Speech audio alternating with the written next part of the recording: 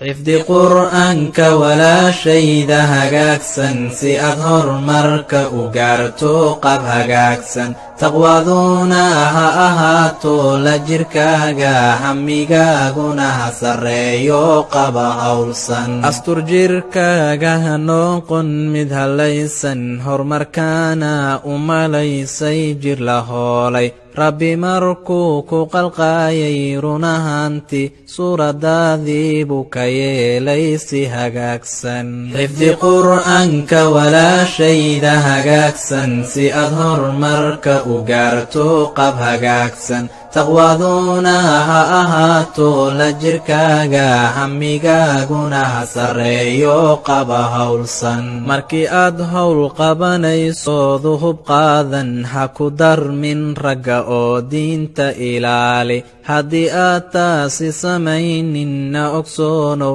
halisadu tahay iyo waraaba ha raadsan xifdi qur'aanka walaashayda hagaagsan si aad horumarka u gaarto qab hagaagsan taqwaduna ha ahaato la jirkaaga hamigaaguna ha sarreeyo qaba hawlsan hadalkayga yeelo shaydan ha rumaysan si uusan hoogiyo ba'a kuugu hogaamin dhaqankaagana weligaaga ha ka leexan oo hagaaji kana yeel mid un habaysan xifdi qur'aanka walaashayda hagaagsan si aad horumarka u gaarto qab hagaagsan taqwaduna ha ahaato la jirkaaga hamigaaguna ha sarreeyo qaba hawlsan